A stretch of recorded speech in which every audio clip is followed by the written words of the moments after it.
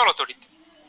চলতড়িতের প্রথম সূত্রগুলো আমরা সবাই জানি, যে একটা সার্কিটে বিভব পার্থক্য কি করে, কারেন্টকে প্রবাহিত করার চেষ্টা করে, আর রোধ সেখানে বাধা দেয়। এই ছোট্ট একটা কার্টুনের মধ্যে পুরো জিনিসটা আছে। রোধের সাথে কিসের সম্পর্ক? রোধের সাথে এল মানে পরিবাহীর দৈর্ঘ্য এবং ক্ষেত্রফলের সম্পর্ক আছে। দৈর্ঘ্য বাড়লে কি হচ্ছে, আমাদের রোধ বেড়ে যায়, আর ক্ষেত্রফল বাড়লে রোধটা কমে যায়, যাওয়াটা সহজ। আর রোকে আমরা বলি আপেক্ষিক রোধ। আপেক্ষিক রোধ এটা হলো বস্তুর পদার্থের ধর্ম, ঠিক আছে, ওর মাধ্যমের ধর্ম। আমাদের লোহার জন্য রো এর মান একরকম, কপারের জন্য একরকম, সোনার জন্য একরকম। আপেক্ষিক রোধ তার উপরে ডিপেন্ড করে। আপেক্ষিক রোধকে আমরা ইংলিশে বলি রেজিস্টিভিটি, এই যে রো এটা। আর পাওয়ার ক্ষমতা, এটা ভোল্টেজ এবং কারেন্ট গুণ করেও পাই, I square R V square by R. আচ্ছা, সাদিউল বলছে যে ভাইয়া কার্টুনটা বুঝি নাই। এত সহজ একটা কার্টুন, দেখো সুন্দর একটা কার্টুন। এই যে ভোল্ট বিভব পার্থক্য, সে অ্যাম্পিয়ার মানে কারেন্টকে ঠেলে পাঠানোর চেষ্টা করতেছে, আর এই যে ওহম মানে রোধ তাকে বাধা দিচ্ছে, তাই না? আচ্ছা, সাদিউলের জন্য কার্টুনটা বুঝাই দিলাম। আচ্ছা, এখান থেকে তোমাদের জন্য ছোট্ট একটা কুইজ। আচ্ছা, এখান থেকে টাকা একটু কেউ বলতে পারবা যে ক্ষমতা সে কি রোধের সাথে সমানুপাতিক, নাকি ক্ষমতা রোধের সাথে ব্যস্তানুপাতিক? দেখি কে বলতে পারো।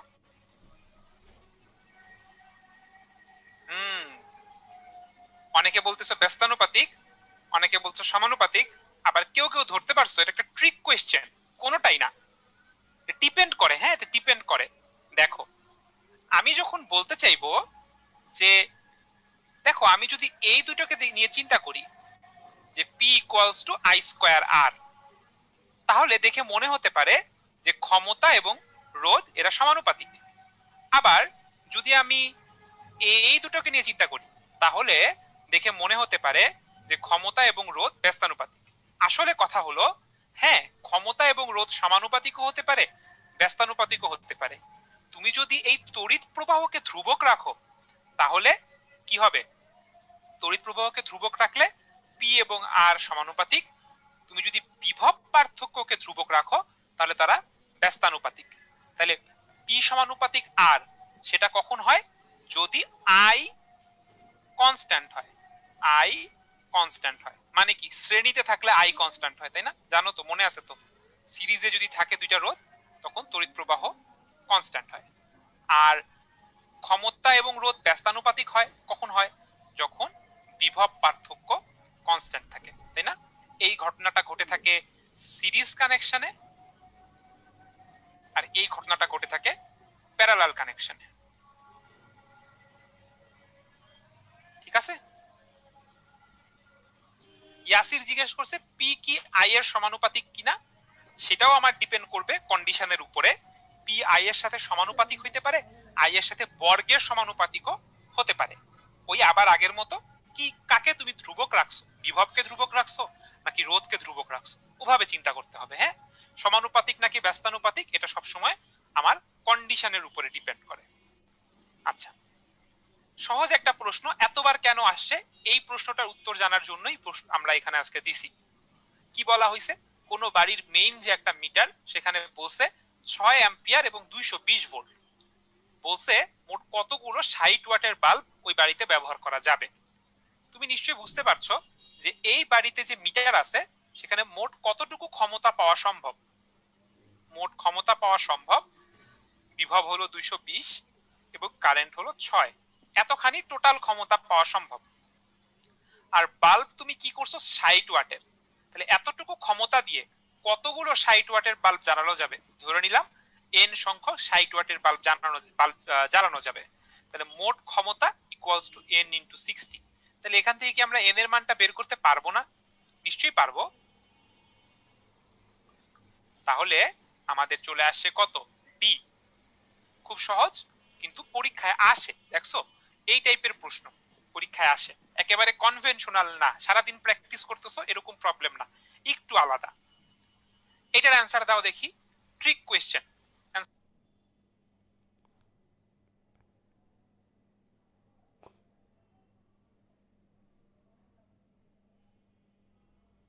প্রশ্ন পরীক্ষায় আসে একেবারে।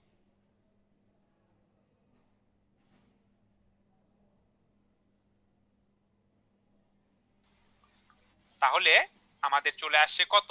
ডি। খুব সহজ, কিন্তু পরীক্ষায় আসে। দেখছো, এই টাইপের প্রশ্ন পরীক্ষায় আসে, একেবারে কনভেনশনাল না, সারাদিন প্র্যাকটিস করতেছো এরকম প্রবলেম না, একটু আলাদা। এটার অ্যান্সার দাও দেখি, ট্রিক কোয়েশ্চেন, অ্যান্সার দাও।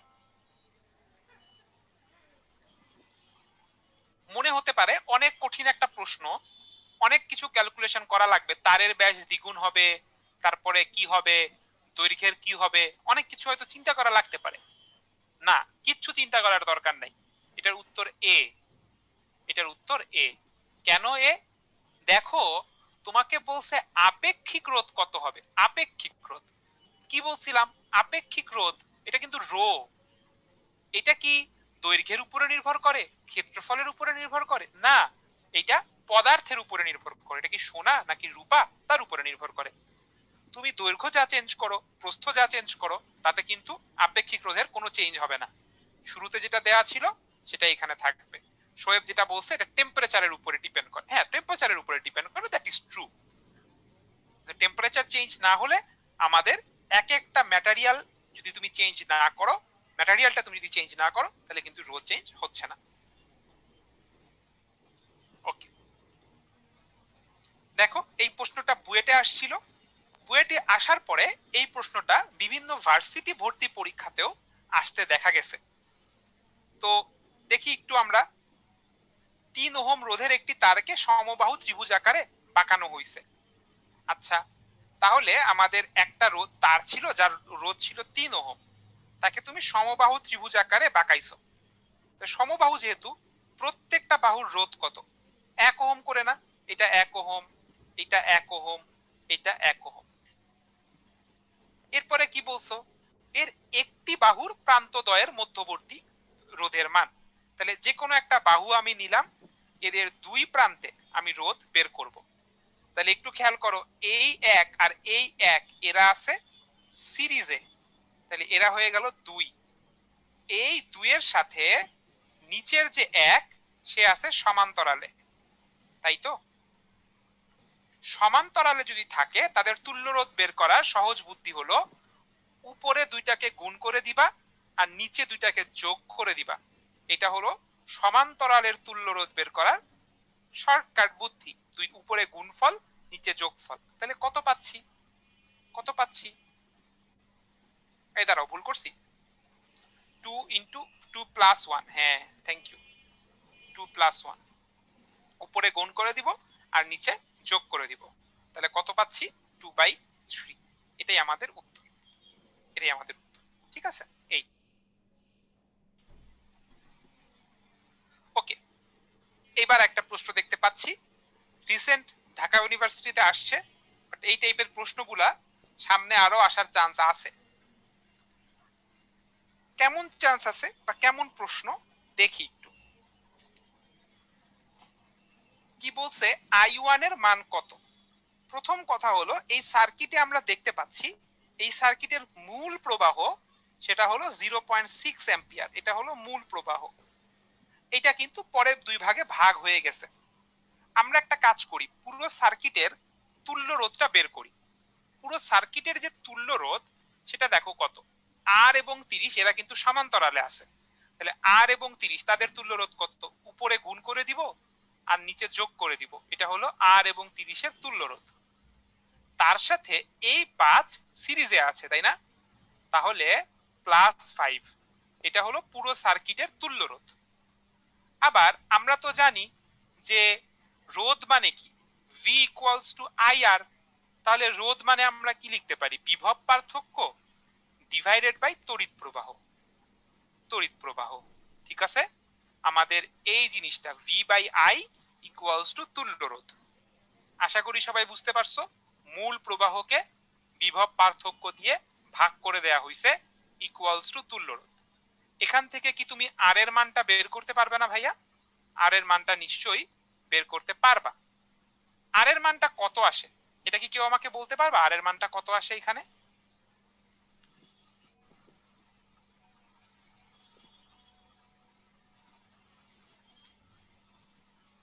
আর এর মানটা বলছো তোমরা 15 আসে, 15। তোমাদের কথা যদি আমি সত্যি ধরে নিচ্ছি, তাহলে আমাদের এখানে আর এর মান আমরা পাইছি 15।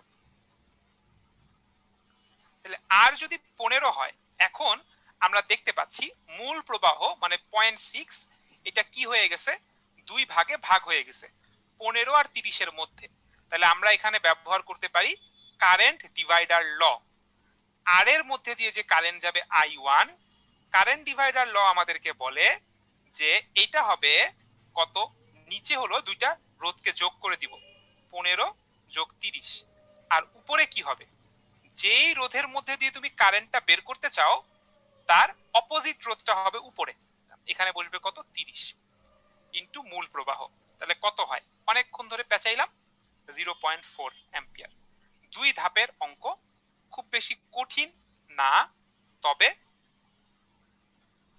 যেমন মাসুদ বলছে যে এটা কারশফ দিয়ে করা যায়, ট্রু, এটা কারশফ দিয়ে করা যায়। তুমি চাইলে, আমি এটা যেভাবে করে দিলাম, আমি কিভাবে করে দিলাম, প্রথমে হলো তুল্য রোধ বের করছি, তুল্য রোধ বের করার পরে কারেন্ট ডিভাইডার ল সেটা আমরা ব্যবহার করছি। তুমি চাইলে এখানে কারশফের দুইটা লুপ নিয়েও করতে পারতা। তবে মনে রাখবা, অবজেক্টিভ পরীক্ষায় কারশফের লুপ দিয়ে অঙ্ক দিবে এরকম সম্ভাবনাটা কিন্তু কম, ঠিক আছে? আচ্ছা, এটা মাথায় রাখবা একটু, কারশফে এটা ইয়ে হয়, ঠিক আছে?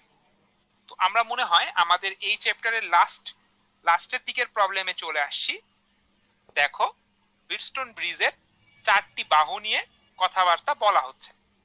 কি বলা হচ্ছে দেখি, বলছে একটি হুইটস্টোন ব্রিজের 4টি বাহুতে 8, 12, 16, 20 এভাবে রোধ সংযুক্ত আছে। চতুর্থ বাহুতে আর কত মানের রোধ শ্রেণী সমবায়ে যুক্ত করলে সাম্যাবস্থায় আসবে। তো হুইটস্টোন ব্রিজের সাম্যাবস্থা কিভাবে হয়, P by Q equals to R by S. P এর মান কত 8, কিউ এর মান কত 12, আর এর মান কত 16, এস এর মান কত 20, তবে এর সাথে সিরিজে আরো কিছু যুক্ত করতে হবে এক্স। তাহলে এখন কি আমরা এক্স এর মান বের করতে পারি? অবশ্যই পারি। এক্স এর মান 4 হবে, তাই না? তোমরা বলতেছো সবাই যে এক্স এর মান হচ্ছে 4 এ।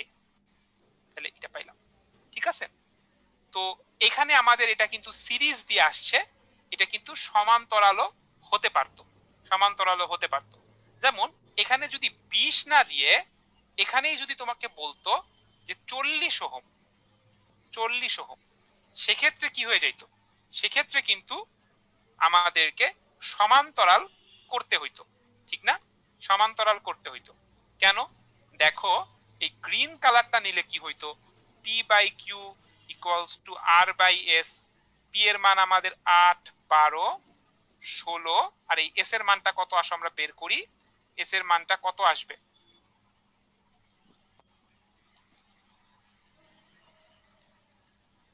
এস এর মানটা আমাদের আসবে 24। আচ্ছা, তাহলে দেখো আমাদের এখানে আছে কত 20, এখানে আসছে কত 40, 40 কে কমায় 24 করতে হবে। রোধকে কমানোর উপায় কি? রোধকে কমানোর উপায় হলো সমান্তরাল করা। তাহলে কি হবে, 24 ইকুয়ালস টু 40 এর সাথে আমরা এক্স পরিমাণ সমান্তরাল করব। তাহলে 40 উপরে হলো এক্স গুণ করে দিব, আর নিচে 40 সাথে এক্স যোগ করে দিব। বাকিটা ক্যালকুলেটরে তুমি যদি বের করো, তোমাদের কাছ থেকে অ্যান্সার পেয়েছি মাসুদ, তাসমিয়া, প্লাবন, নিশি, তোমরা বলেছো এক্স এর মান 60 হবে। তাহলে সমান্তরাল যদি হতো, এখানে যদি 20 এর জায়গায় 40 হতো, তখন কিন্তু 60 ওহম সমান্তরালে যুক্ত করতে হইতো, ঠিক আছে? এই তো, এভাবেই ঘুরায় ফিরায় প্রশ্নগুলো আসে। ওকে, মোটামুটি একটা ওভারভিউ দিয়েছি। তার মানে এই না যে চলতরিতে এতটুকুই। হ্যাঁ, অবশ্যই চলতরিতে আমাদের আরো অনেক কিছু মাথায় রেখে রাখতে হবে, বাট বেসিক এগুলোই। এরপরে তোমাকে যেটা করতে হবে, অবশ্যই একটু প্র্যাকটিস করতে হবে যাতে পুরো জিনিসগুলো আর একটু মনে পড়ে। তো সাদিউল বলছে যে হুইটস্টোন ব্রিজে কি সমান্তরালে থাকতে পারি কিনা। হ্যাঁ, এই যে পারে, একটু আগে যেটা দেখাইলাম, সেক্ষেত্রে সমান্তরালে আমার রোধ যুক্ত করতে হবে ব্যালেন্সে আনার জন্য। তো আমি বলেছিলাম যে একটা বিরতি দিব। তো এখন 8:32 বাজে, তাহলে আমরা প্রথম বিরতিটা একটু বড় করেই দিই, অসুবিধা নাই। আমরা হলো 40 পর্যন্ত অ্যান্সার ব্রেক দিচ্ছি, ঠিক আছে? উপমা বলছে ওর অ্যান্সার দেখি নাই। হ্যাঁ, হয়তো মিস হয়ে গেছে। 840, ঠিক আছে। মাসুদ জিজ্ঞেস করছে মিটার ব্রিজের কথা। মিটার ব্রিজটা কিন্তু আমাদের অবজেক্ট সরি অবজেক্টিভের না, এটা কিন্তু আমাদের প্র্যাকটিক্যালের পার্ট, বাট এখান থেকেও প্রশ্ন আসতে দেখা যায়। বাট সেটাও কিন্তু আলটিমেটলি হুইটস্টোন ব্রিজের নীতি অনুযায়ী চলে। সেখানে আমাদের আর বাই এস সেটা প্রতিস্থাপিত হয়ে যায় এল বাই 100 - এল দিয়ে। এল হলো নিষ্ক্রিয় বিন্দুর দূরত্ব, ঠিক আছে, সেন্টিমিটারে। আচ্ছা, মানে আমি বলে দিচ্ছি কি হয় মিটার ব্রিজের বেলায়। কি হয় মিটার ব্রিজের বেলায়, পি বাই কিউ এটা হয় হলো এল ডিভাইডেড বাই 100 - এল। এই এলটা হলো নিষ্ক্রিয় বিন্দু, যেখানে আমাদের গ্যালভানোমিটার কোনো বিক্ষেপ দেখায় না, সেইটা হলো এল। এটা অবশ্যই সেন্টিমিটারে নিতে হবে। গ্যালভানোমিটার যদি 20 সেন্টিমিটারে হয়, নিষ্ক্রিয় বিন্দু দেখায়, সেক্ষেত্রে এল এর মান 20। আচ্ছা, আমরা একটা বিরতিতে যাই, বিরতির পরে আবার তোমাদের সাথে কথা বলি। আমি একটু পানি খেয়ে নিই।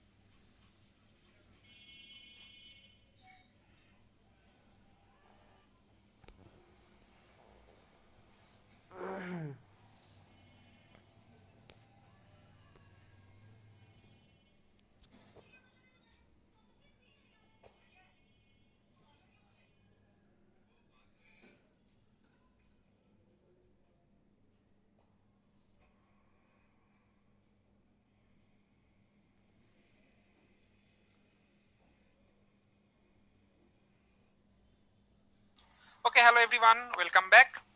আচ্ছা, তো প্রথমে শুরু করি হলো মেয়াদের কোয়েশ্চেনের উত্তর দিয়ে। মেয়াদ আমাকে বলছে যে লাস্ট ক্লাসে বলছিলাম স্প্রিং কনস্ট্যান্টের যে অনুপাতটা, এটা আমি বলে দিব।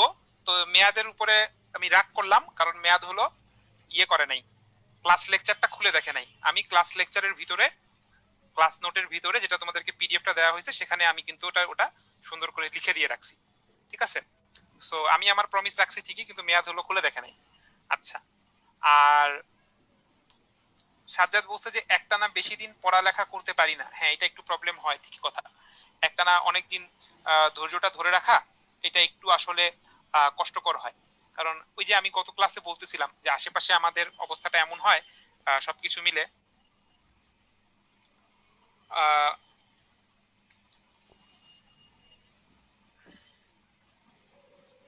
সবকিছু মিলে আমাদের পড়াশোনার দিকে মনোযোগটা ধরে রাখা আসলে একটু কষ্টকর হয়ে যায়।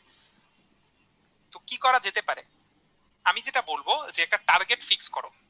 টার্গেট ফিক্স করা থাকলে কি হয়, যে নিজেকে একটু পুশ করা যায়। হ্যাঁ, যে পড়তে ইচ্ছা করে না, যেমন ধরো আমি আমি চিন্তা করলাম যে ঠিক আছে আজকে 2 ঘন্টা পড়বো, কালকে 3 ঘন্টা পড়বো, বা এই প্রতিদিন পড়াশোনা করব। এটা না, নিজেকে কন্ট্রোল করাটা কঠিন। কিন্তু তুমি যদি চিন্তা করো যে আমি কালকের মধ্যে এতটুকু শেষ করব, তারপরের দিন এতটুকু শেষ করব, তারপরের দিন এতটুকু শেষ করব, শুধু চিন্তা করলে হবে না। আমরা অনেক অনেক স্টাডি হইছে মানুষের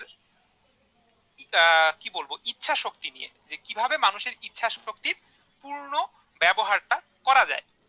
তো এই স্টাডিগুলোর একটা কমন ফাইন্ডিং সব সময় তোমাকে বলবে কি জানো, যে তোমাকে বলবে তোমার যে ইচ্ছা, তোমার যে প্ল্যান, সেগুলোকে খাতায় লিখতে হবে।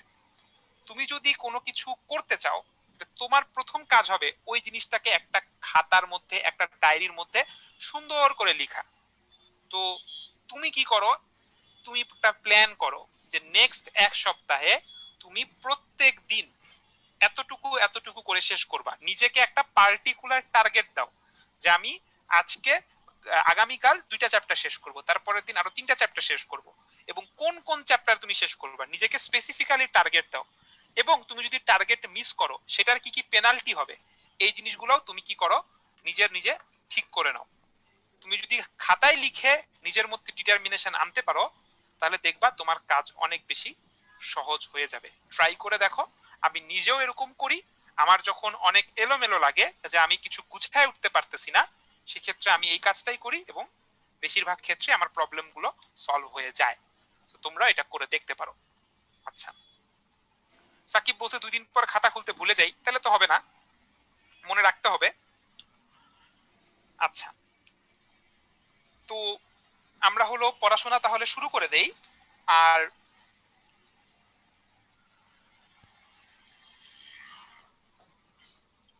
একজন আবার বলতেছো যে অশান্তিতে পড়ে গেছো, অশান্তিতে থাকতে হয়। আচ্ছা, তো এটা নিয়ে একটা গল্প বলতে পারি।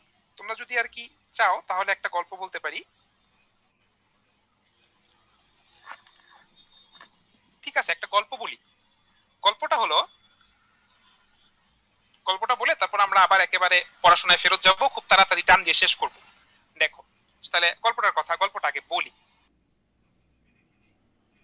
বিনি একটা জাজমেন্ট করলেন যে কাকে পুরস্কার দেওয়া যায় ক্ষেত্রের জন্য, আর লরেন্স বল হলো চুম্বক ক্ষেত্র এবং তড়িৎ ক্ষেত্র দুটো যখন থাকে পুরোটা লব্ধিটা। শুধু চুম্বক ক্ষেত্রের মধ্যে একটা চার্জকে লম্বভাবে গতিশীল করে দিলে এর উপরে যে বলটা কাজ করে সেটা কিন্তু সবসময় বেগ এবং চুম্বক ক্ষেত্র দুটার সাথে লম্বভাবে কাজ করে। আর এই বলের কারণে এই চার্জটা চুম্বক ক্ষেত্রের মধ্যে এভাবে ঘুরতে থাকে, এইভাবে ঘুরতে থাকে। এই যে চার্জটা ঘুরতেছে তার যে ব্যাসার্ধ সেটা আমরা বের করতে পারি M V divided by Q B. M হলো এই যে ঘুরতেছে তার ভর। আচ্ছা, তো দেখি আমরা কি বলছে। একটি ইলেকট্রন 640 নিউটন পার কুলম বিদ্যুৎ ক্ষেত্র, তার মানে তড়িৎ ক্ষেত্রের কথা বলা হচ্ছে ই, এবং 1.2 টেসলা চুম্বক ক্ষেত্রের মধ্যে 4 × 10⁻⁴ বেগে ধাবিত হচ্ছে। লরেন্স বল কত? বলা হচ্ছে বেগ এবং চুম্বক ক্ষেত্র একই দিকে। আচ্ছা, আমরা একটু দেখি তাহলে লরেন্স বল মানে কি। লরেন্স বলের মধ্যে আমাদের অবশ্যই কি আছে, তড়িৎ বল আছে। তড়িৎ বল মানে কিউ ই। আর কি আছে, কিউ ভি ক্রস বি। এই দুইটা মিলে কিন্তু লরেন্স বল। এতটুকু হলো তড়িৎ বল আর এতটুকু হলো আমার চুম্বক বল।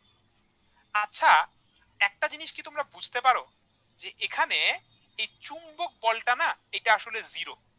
এই চুম্বক বলটা আসলে জিরো। কেন ভাইয়া জিরো?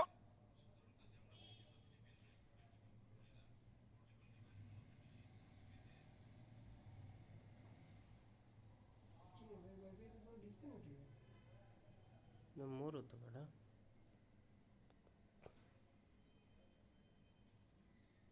হয় তাহলে অবশ্যই ভি ক্রস বি একই দিকের ভেক্টরের ক্রস গুণন হয়ে যায় জিরো। তার মানে যদিও এখানে বি এর মান আছে, ভি এর মান আছে, ক্রস গুণন শূন্য, চুম্বক বল শূন্য, তাহলে বলের মানটা কি হবে, কিউ ইলেকট্রনের চার্জ। ইলেকট্রনের চার্জ কত, 1.6 ইন্টু 10⁻⁻19। আর তড়িৎ ক্ষেত্র কত, তড়িৎ ক্ষেত্র হলো 640। তোমরা আমাকে অ্যান্সার দিয়েছো যে অ্যান্সার হলো এ, তাহলে আমি তোমাদের কথা মেনে নিচ্ছি যে অ্যান্সার হলো A। আমি হিসেব করে দেখিনি, তোমাদের কথাই মেনে নিলাম। দেখো, ট্রিক কোয়েশ্চেন কিন্তু একটু, তাই না? কারণ তাহলে তোমার কাছে মনে হইতে পারে যে এটা কি এলোমেলো একটা প্রশ্ন। তড়িৎ প্রবাহের যে চুম্বক ক্রিয়া, এখানে আমরা দেখতে পাই কোনো তারের ভিতর দিয়ে যখন তড়িৎ প্রবাহিত হয় সেই তারের আশেপাশে একটা চুম্বক ক্ষেত্র কিন্তু তৈরি হয়। এই যে চুম্বক ক্ষেত্রটা তৈরি হয়, একটা সোজা তারের বেলায় চুম্বক ক্ষেত্রটা বৃত্তাকারে তারের চারিদিকে পেঁচায় থাকে। তো সেটার দিক আমরা কিভাবে বের করতে পারি? ডান হাতি নিয়মের মাধ্যমে বের করতে পারি। ডান হাতি নিয়ম, ডান হাতটাকে তড়িৎ প্রবাহের দিকে রাখলে বাকি আঙ্গুলগুলো যেই দিকে বাঁকে চুম্বক ক্ষেত্র আসলে সেই দিকে ঘুরতেছে। আর যখন একটা কুণ্ডলীর মধ্যে দিয়ে বা লুপের মধ্যে দিয়ে যখন তড়িৎ প্রবাহিত হয় তার মধ্যেও কিন্তু চুম্বক ক্ষেত্র তৈরি হয়। একইভাবে ডান হাতি নিয়মে তুমি ডান হাতকে যদি তড়িৎ প্রবাহের দিকে আঙ্গুলগুলোকে পেঁচাও, এই যে 4টা আঙ্গুলকে আমি হলো পেঁচাইছি, সেক্ষেত্রে আমার যে থাম্ব সেটা দেখাবে চুম্বক ক্ষেত্রের দিক। ঠিক আছে, এই যে থাম্ব মানে বুড়ো আঙ্গুলটা, এটা আমার চুম্বক ক্ষেত্রের দিকটাকে দেখাবে।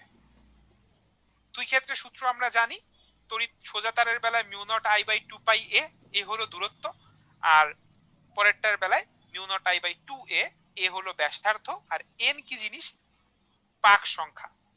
ওকে,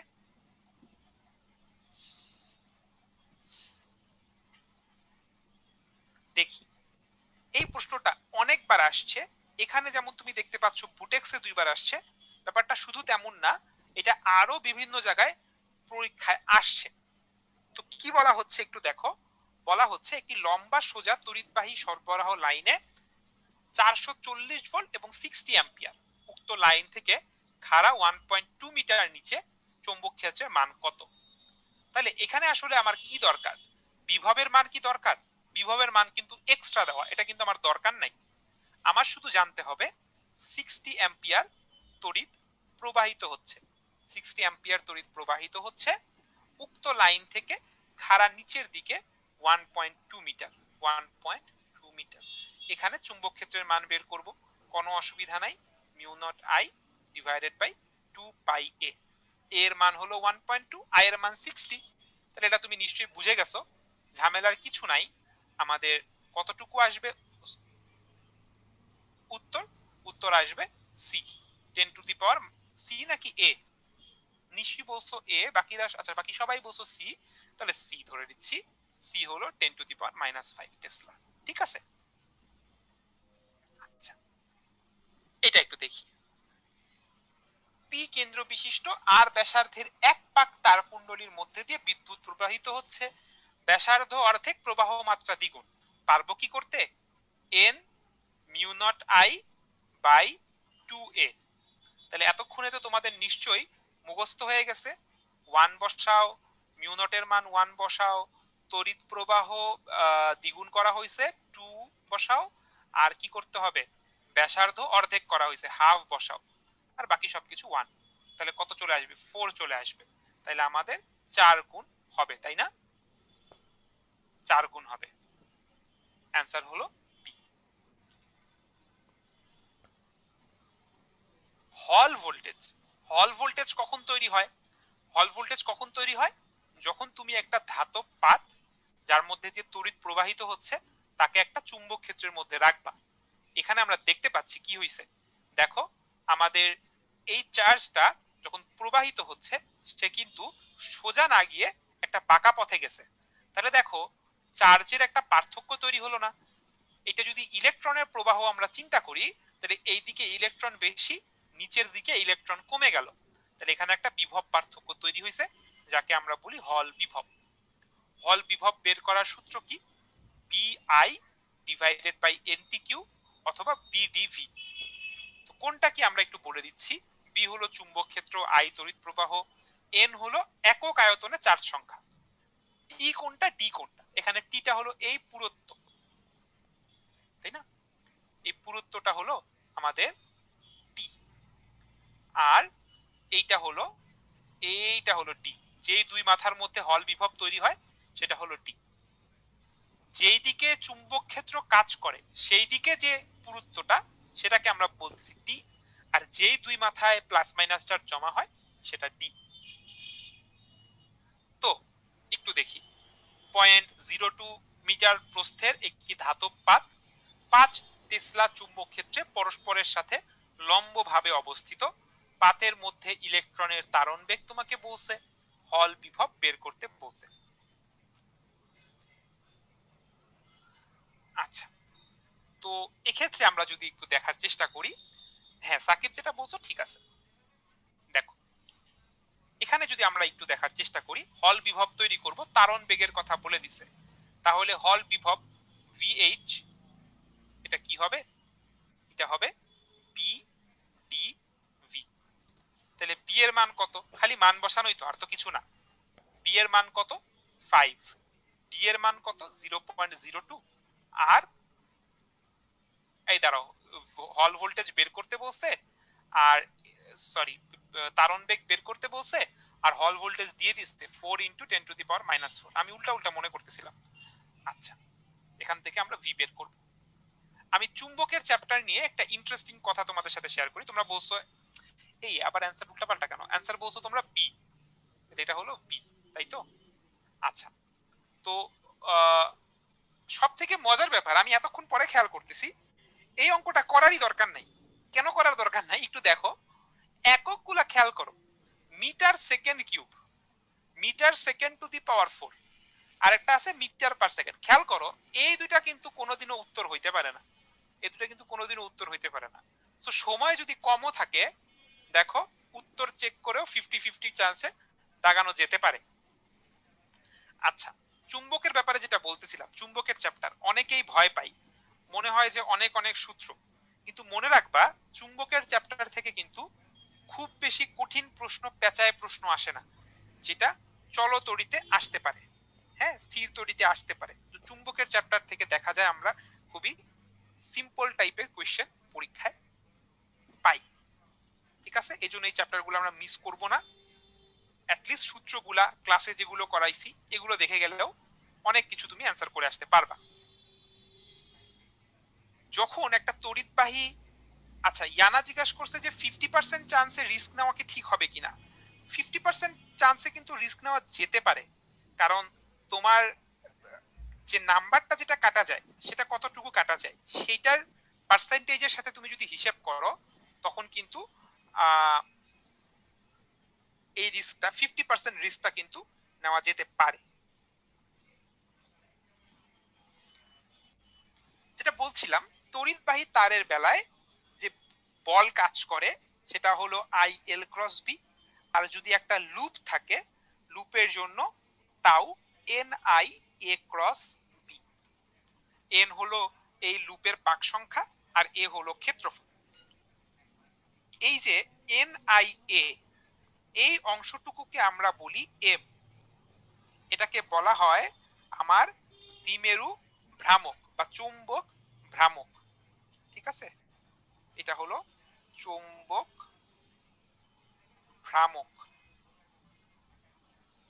অনেক সময় তোমাকে বলবে যে চুম্বক ভ্রামক বের করো, সেক্ষেত্রে কিন্তু NIA এতটুকু বললেই হয়ে যায়। আরেকটা জিনিস এখন তোমাকে এখানে বুঝাই দিচ্ছি, একটু মনোযোগ সহকারে শুনো, প্রত্যেক ক্লাসেই বলে দেই যাতে ভুল না হয়। সেটা হলো আমরা যখন ক্ষেত্রফল ভেক্টর নিয়ে কথা বলবো, ক্ষেত্রফল ভেক্টরের দিক কিন্তু তলের সাথে লম্ব বরাবর। ক্ষেত্রফল ভেক্টরের দিক এটা হলো তলের সাথে লম্ব বরাবর। তাহলে আমি যদি তোমাকে বলি চুম্বক ক্ষেত্র, এই যে বি, এই চুম্বক ক্ষেত্র এটা যদি এই তলের সাথে 30 ডিগ্রি কোণে থাকে, তাহলে তল ভেক্টরের সাথে কত ডিগ্রি কোণে থাকবে বলো দেখি? চুম্বক ভেক্টরটা যদি তলের সাথে থাকে 30 ডিগ্রি, তাহলে তল ভেক্টরের সাথে কিন্তু সে থাকবে 60 ডিগ্রি কোণে। এই টর্কের মান বের করার সময়, টর্কের মান বের করার সময় NIAB sin থিটা, আমাকে কি কেউ বলতে পারবা যে থিটার মান তাহলে আমরা কোনটা বসাইতাম? 30 বসাবো নাকি 60 বসাবো? আমরা কিন্তু উপরের ছবি অনুযায়ী এখানে থিটার মান বসাইতে হবে 60 ডিগ্রি। ঠিক আছে, তাহলে প্রশ্নে যদি তোমাকে বলে চুম্বক ক্ষেত্র তলের সাথে 30 ডিগ্রি কোণ করে আছে, তাহলে টর্কের মান যখন তুমি বের করবা তোমাকে কিন্তু থিটার মান বসাইতে হবে 60। আশা করি এটা তোমাদের এতদিনে ক্লিয়ার হয়ে গেছে। কারো যদি প্রবলেম থাকে আশা করি এখনো ক্লিয়ার হয়ে গেছে। আচ্ছা, একটু দেখি, 40 সেন্টিমিটার দীর্ঘ, 20 সেন্টিমিটার প্রস্থ, 100 পাক বিশিষ্ট একটি আয়তাকার কুণ্ডলীর মধ্যে দিয়ে 10 অ্যাম্পিয়ার তড়িৎ প্রবাহিত হচ্ছে। 5 টেসলা সুষম চুম্বক ক্ষেত্রে স্থাপন করছি, টর্ক কত? তাহলে আমরা বের করতে পারবো N I A B sine theta. তো একটু দেখি আমাদের এন কত, 100 পাক বিশিষ্ট, আই এর মান কত 10, ক্ষেত্রফল কত 0.4 ইন্টু 0.2, আর চুম্বক ক্ষেত্র কত 5। দেখো চুম্বক ক্ষেত্রের সাথে সমান্তরালে, তার মানে কুণ্ডলীটা আছে চুম্বক ক্ষেত্রের সাথে সমান্তরালে, মানে 0 ডিগ্রি কোণে, কিন্তু থিটার মান যখন বসাবো কত বসাইতে হবে, 90 বসাইতে হবে, 90 বসাইতে হবে। ঠিক আছে, এরপরে যদি হিসেব করি, আর তো নিশ্চয়ই বলতে হবে না, ডি মনে হয় অ্যান্সার আসে।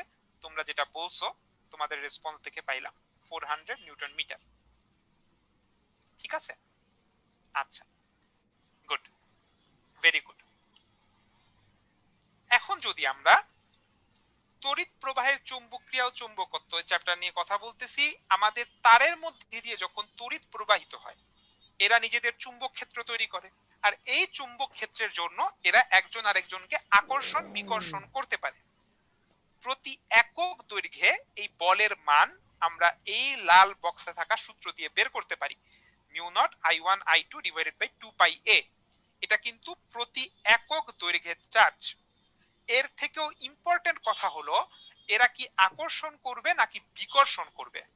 দেখো সাধারণত আমরা কি দেখছি, বিপরীত ধর্মী আকর্ষণ করে, তাই না? প্লাস চার্জ মাইনাস চার্জ আকর্ষণ করে, নর্থ পোল সাউথ পোল আকর্ষণ করে, বিপরীত ধর্মী আকর্ষণ করে। কিন্তু এখানে কিন্তু উল্টা, তড়িৎ যদি একই দিকে প্রবাহিত হয় আকর্ষণ করবে, বিপরীত দিকে প্রবাহিত হলে বিকর্ষণ করবে।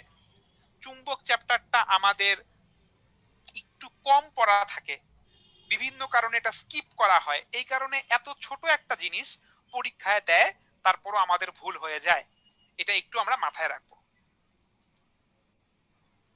দেখি আমরা এখন লাস্ট এই চ্যাপ্টার নিয়ে যেটা কথা বলতেছি সেটা হলো ভূচুম্বকত্ব। তো ভূচুম্বকত্ব আমরা জানি পৃথিবী নিজে একটা বিশাল চুম্বকের মতো আচরণ করে।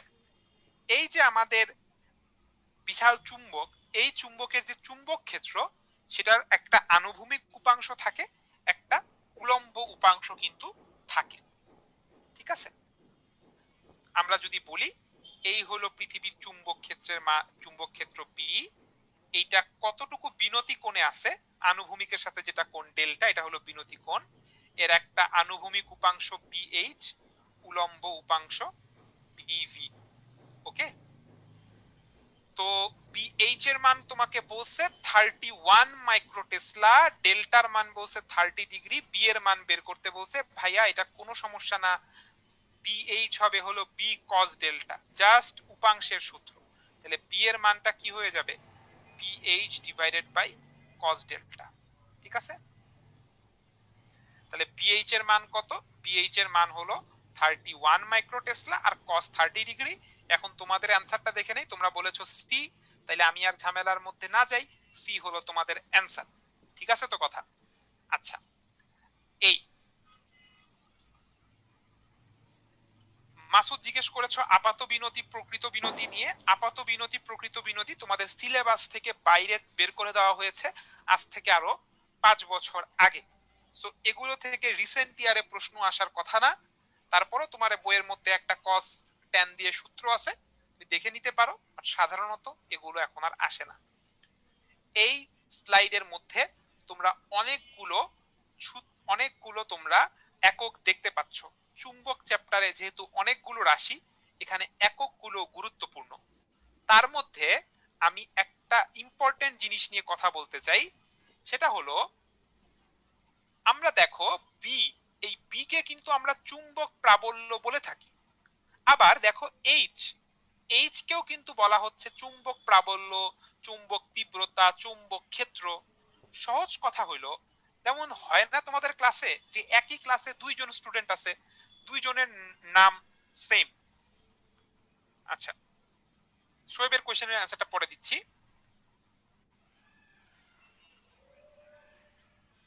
উপমা জিজ্ঞেস করছে মুখস্থ না করে বের করে নিলে হবে কিনা, অবশ্যই হবে, আমি মুখস্থ করতে বলিও না। দেখো আমি যেটা বলি আগে এটা একটু দেখো মনোযোগ সহকারে। এই কথাটা ইম্পর্টেন্ট, কারণ এটা প্রিলিতে না আসলেও আবার দেখা যাবে যে রিটেনে চলে আসছে, এই জন্য কথাটা বলতেছি। এমন হয় না যে ক্লাসে দুইটা ফ্রেন্ড তাদের নাম সেম, তোমার নামও মনে করো যা, তোমার আরেক ফ্রেন্ডের নামও তাম, তাই মিতা বলি না আমরা অনেক সময়। তো বি আর এইচ এদের বেলায়ও তাই, এদের নাম আসলে সেম, দুজনকেই চুম্বক ক্ষেত্র, চৌম্বক প্রাবল্য, চৌম্বক আবেশ এরকম নামে ডাকা হয়, ঠিক আছে? কিন্তু এরা তো আসলে একই জন না, এরা তো ভিন্ন জন। কিভাবে বুঝবো বি কোনটা এইচ কোনটা? একক দেখে বুঝতে হবে। হ্যাঁ, প্রশ্নে যদি বলে একক টেসলা, তাহলে বুঝতে হবে বি এর কথা বলছে। প্রশ্নে যদি একক বলে অ্যাম্পিয়ার পার মিটার, তাহলে বুঝতে হবে এইচ এর কথা বলছে। কারণ অনেক সময় তুমি প্রশ্নে দেখবা তোমাকে বলছে যে কোন স্থানে চৌম্বক ক্ষেত্র, চৌম্বক ক্ষেত্র তোমাকে বলছে যে 1 অ্যাম্পিয়ার পার মিটার, ঠিক আছে? তারপরে মনে করো তোমাকে আরো বিভিন্ন কথাবার্তা বলছে। এখন তুমি সূত্রে তুমি চিন্তা করলা তাহলে তো কোনো সমস্যা নাই, বি এর মান 1 হবে না, কিন্তু তোমাকে কিন্তু আসলে এটা বলছে এইচ এর মান, বি এর মান 1 ইউজ করা যাবে না। তোমাকে এখানে বলছে আসলে এইচ। কিভাবে বুঝলাম এইচ? এই যে এককটা দেখে বুঝলাম এইচ। তাহলে বি কিভাবে বের করব? B equals to mu nought H. এখান থেকে আমরা বি বের করে নিয়ে এরপরে অঙ্কটা করতে হবে। আমি খুবই গুরুত্বপূর্ণ একটা কথা বলছি, আশা করি তোমরা বুঝতে পারছো, এটা একটু মাথায় রাখবা, ঠিক আছে? একক দেখে বুঝতে হবে বি এর কথা বলছে না এইচ এর কথা বলছে। যদি এইচ বলে তাহলে অবশ্যই তাকে বি বানায় নিয়ে এরপরে অঙ্ক করতে হবে। ওকে, তাহলে চ্যাপ্টার 4 শেষ। এখন চলে আসতেছি আমরা কিসে? এখন আমরা চলে আসতেছি চ্যাপ্টার 5।